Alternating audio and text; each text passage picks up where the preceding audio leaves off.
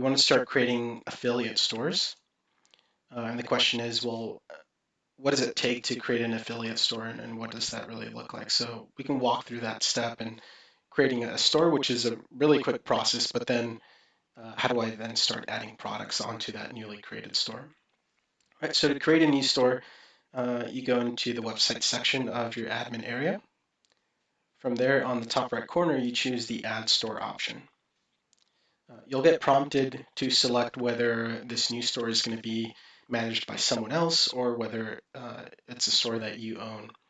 And really what this controls is whether or not the system will run automatic commission payouts for this new store. In this case, this is one that I'm going to operate and belongs to me, so I'll choose that option and I'll hit save. All right, from there I'm prompted to set a username and password authentication set, which will become the store owner account for this new store.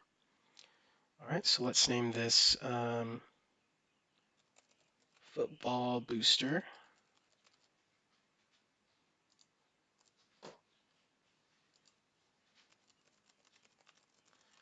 Go ahead and set my password. All right, and it's already given me my default store URL, which I'm happy with. I'll go ahead and enter my email address.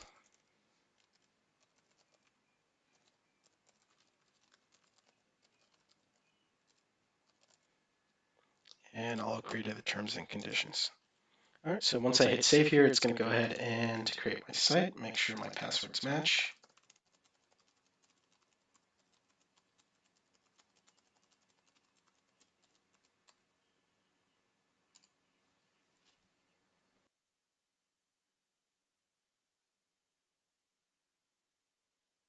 All right, so here's my new store.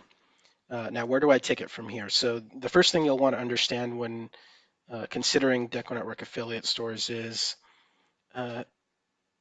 the base configuration pulls from your main site's configuration. So inside of your main system, you control which blank products you've added in, which decoration methods you've enabled, your product pricing, your decoration pricing, and so all of that trickles down to your affiliate stores. You do have access to then make adjustments for the affiliate store, but kind of the base level is that same configuration as is configured in your main site.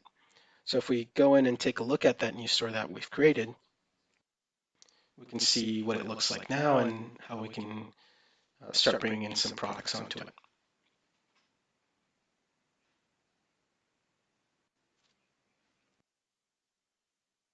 All right, and by default, that's going to be showing the same default website layout that we had with our main site. So I'll pull up the page editor as well so we can maybe clean it up, since this is going to be an affiliate store that's set up for a football booster sale.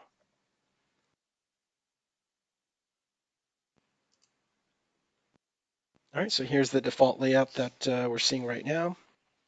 Again, this might be more than I really want to display. I'm showing a large banner.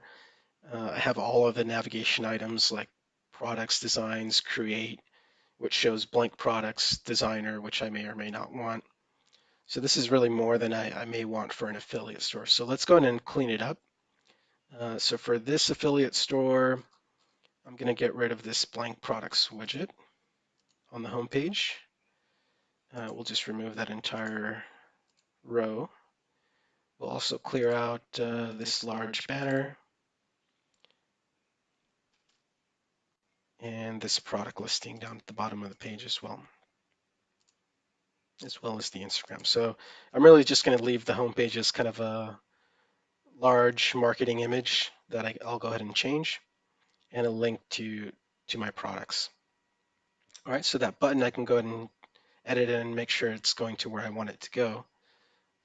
Right now it's going to the create page, which is my page that lists blank products, whereas on this store, I'm going to display decorated products. So I'm actually going to edit that link and change that to go to the products page instead. Hit OK, and we'll save that change. All right, next I'll go into the pages section here on the left-hand side, and I'll start turning some of these pages off. So I'm going to click into the designs page, and And under advanced settings, I'll set the page status to off and save that change. And I'm going to repeat that process for some of these other pages. Create page, I don't necessarily want to list blank products on this affiliate site, so I'm going to go into create, advanced settings, and set the page status to off, and go ahead and save that out.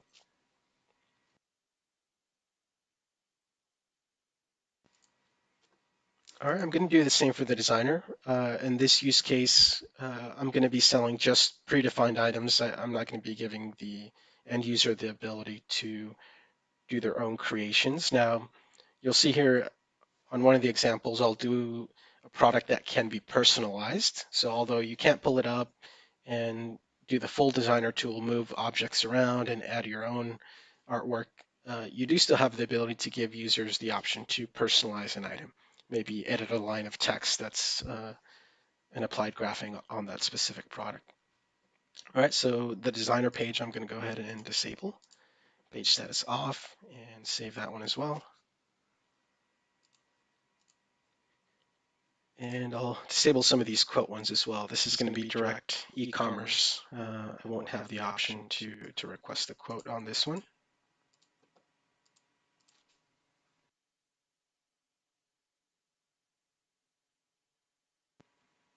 And lastly, I'll do the same for the quick quote as well.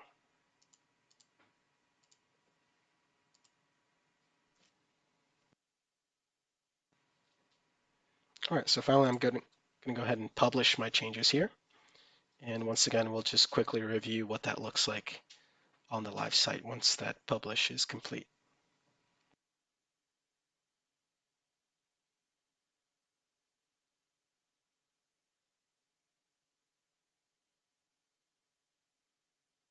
All right, so I'm going to go ahead and refresh my page here.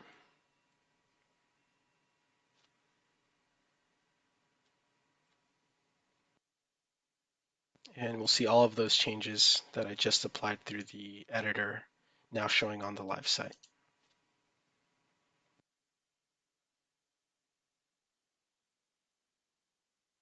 And there we go. So you'll see the homepage is much more simplified. We just have that large banner image. As far as the navigation, we have our homepage. We have our products page, which we're going to get to in a few seconds here, and we're going to start adding in products. And then we've got our about page and our contact page. All right, so let's do one last change here in the page editor before we jump into the products. Let's just edit the image that we're using here for this backdrop.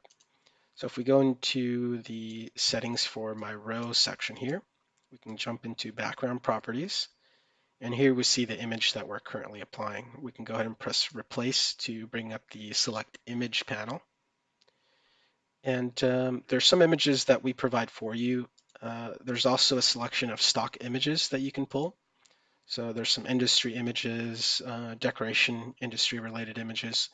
And you also have the ability to search the web. This is going to pull from some royalty-free sources that you can go ahead and use without any copyright. So it's not just doing a Google search here. It's actually searching out images that are free to use. All right, so I might type in here football or maybe grass or something like that. Let's try football and see what comes back. So the two services we're using here are Unsplash and Flickr.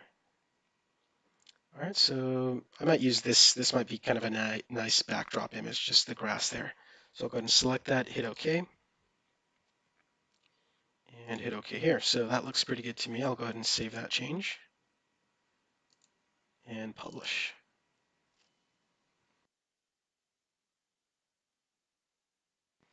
All right, so that's publishing. In the meantime, on this, I'll open up in a new tab or decorative products section. And we can go ahead and start bringing some of those products in.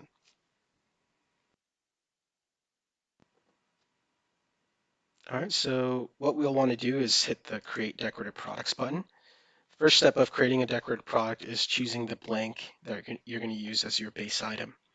So I'll choose this adult t-shirt. Actually, that one has a pocket. I don't want pocket on this one. Let me do this crew neck sweatshirt, long sleeve. Let me see if I have a t-shirt. Here we go. We'll do this V-neck shirt. All right, so we'll choose that item, hit save and continue. And we can go ahead and do add design. In this case, I'm going to do add printing design. This is going to be a DTG item. And let's see if I can choose an existing graphic I have here on my system. All right, so we'll use this sample graphic here. That's a nice high resolution image.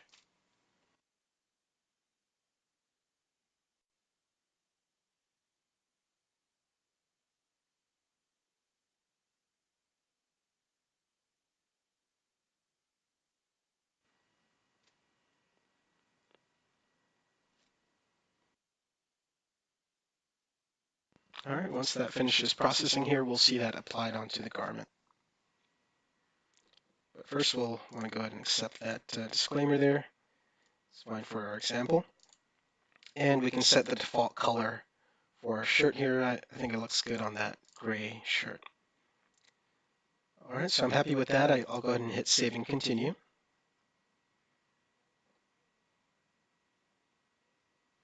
And next I'll name my product. So we'll say NASA football booster. All right, if I wanted to, I could go ahead and set a description for that. I'll leave that blank for now. And it's going to ask me to go ahead and name my category. So I'll say these are going to be the adult products. I'll just say adult. All right, and as far as this option allow users to customize, I'm going to go ahead and set that to don't allow users to customize. And we'll hit save and continue. Okay, on this next step here, the system allows you to bring in additional blank products to apply this same design to. So this is the first item, the same one that we selected on step 1 of this process. I can go ahead and press the select products button on the top right corner to then bring in those additional items. So let's say maybe I also want to apply the same to this lady shirt. Actually, let's do the ladies v-neck since we did the male v-neck. And then maybe I want to do a youth shirt and maybe this toddler shirt, right? So that same graphic will be applied to all 4 of those products. And the additional function that I can do on this page is to set the default color for each of those products. So maybe I'll set a matching color on all those items. I'll do kind of that same gray.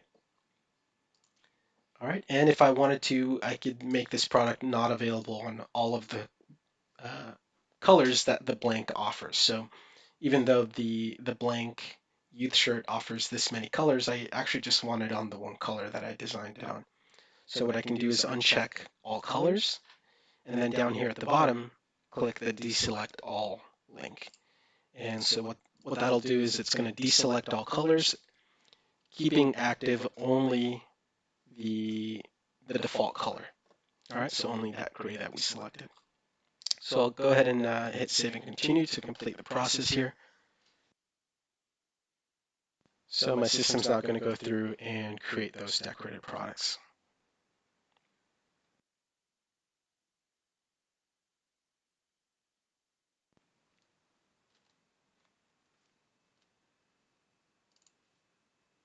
All right, so in a matter of seconds there, it's generated those decorated products, and we can go ahead and take a look at those in the store. So if we jump back to the store, we click into the products page. We should see those listed.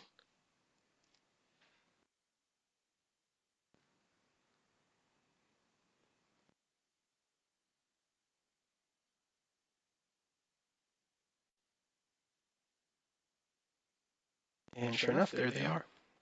So it's listing each of those products that I created with that same graphic. So that did save me some time and not having to create that product over and over again. I just selected the one and was able to apply it across multiple blanks. All right, so you can do customization of that page as well. We didn't look at that earlier, but if here in the page editor we go into the products page, again, for a simple site like this, we may just want to clean that up.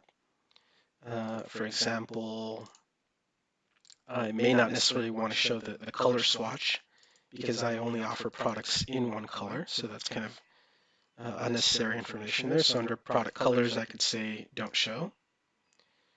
Um, in this example, I may not want to show, for example, the add to cart button. So I actually want people to click into the product and purchase it from the product page. So I'll disable add to cart, hit OK, and let's save that change. And lastly, we'll go ahead and hit publish.